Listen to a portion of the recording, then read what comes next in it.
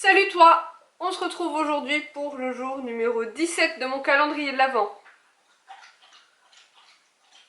On va attendre que le chien finisse de boire et d'ailleurs si tu entends des petits piou-piou pendant la vidéo, c'est juste que j'ai un chien qui miaule beaucoup.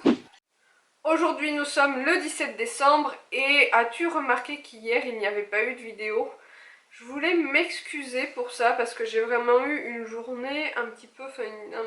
c'était le bordel. Et donc du coup, j'ai fait l'impasse une journée. Mais je me suis dit aujourd'hui, allez, on se relance dans l'idée. Et ça me donne un petit peu l'occasion d'aborder un sujet en total impro. Je vais parler des petites chaînes YouTube et des gens qui, malgré le fait qu'ils essayent de partager des choses, demeurent anonymes. Ce genre de personnes dans lesquelles je m'inclus totalement. Pourquoi j'ai envie de parler de ça? Parce que je crois qu'on est nombreux à avoir envie de partager, je vais encore utiliser ce mot, mais de se mettre un petit peu en avant, entre guillemets, malgré tout, sur les réseaux, et on est énormément de monde à faire de vrais flops. Quand je vois, j'ai 8000 abonnés sur ma chaîne, presque 9000 je crois, et je me suis dit qu'en relançant un petit peu un rythme sur ma chaîne, il y aurait de nouvelles personnes, ce qui est le cas, de nouvelles vues, etc.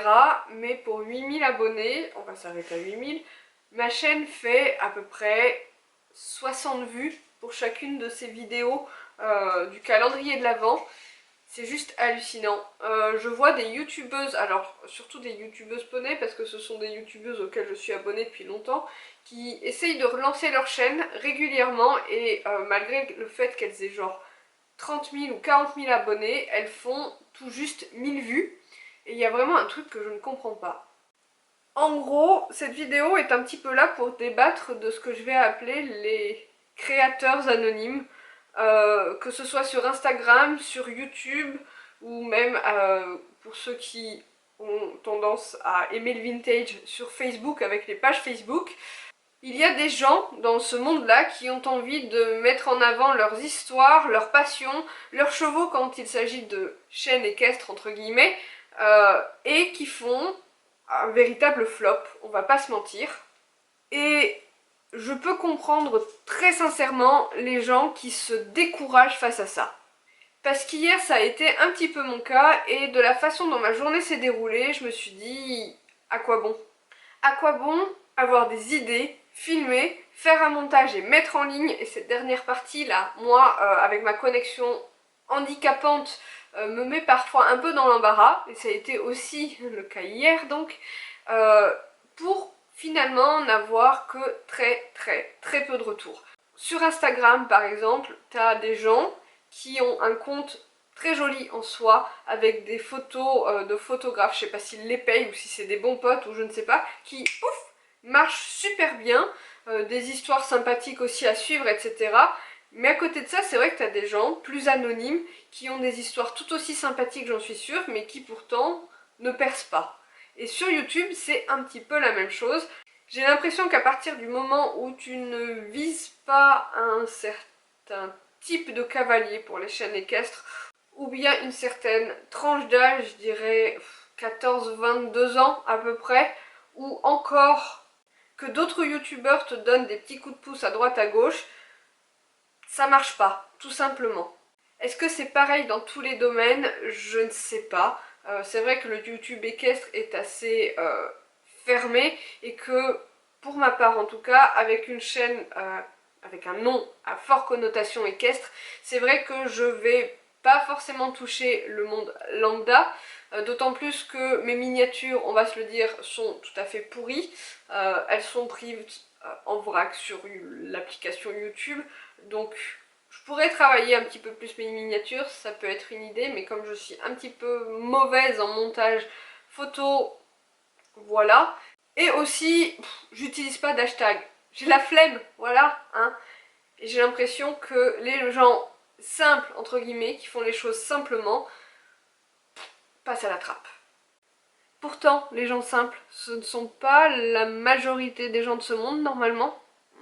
Si bien que quand ces personnes-là disparaissent des réseaux, personne ne semble le remarquer. Et ça, je trouve ça d'une tristesse incommensurable.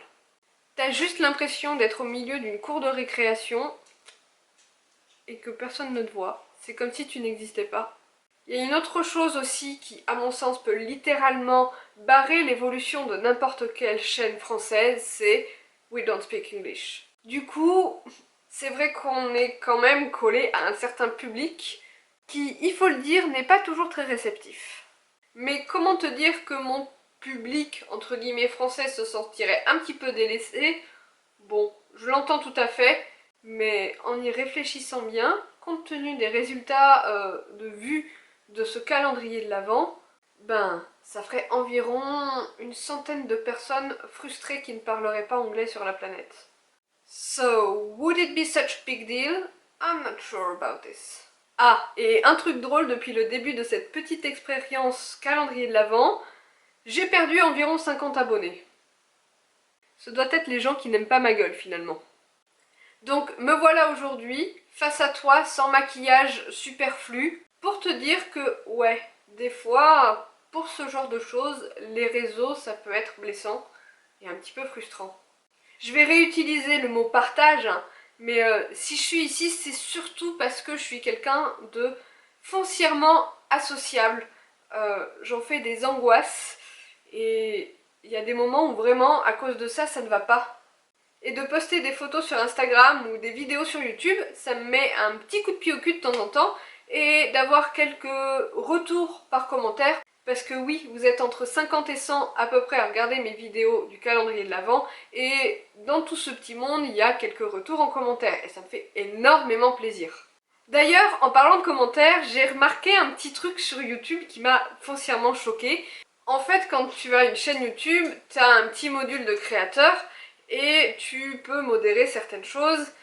Il y a une chose que tu peux faire, c'est que quand tu vas voir tes commentaires, tu peux filtrer les commentaires des gens par le nombre d'abonnés qu'ils ont. C'est-à-dire que tu peux ne voir que les commentaires des gens qui ont plus de 1 million, 100 000, 50 000, 10 000, etc. d'abonnés.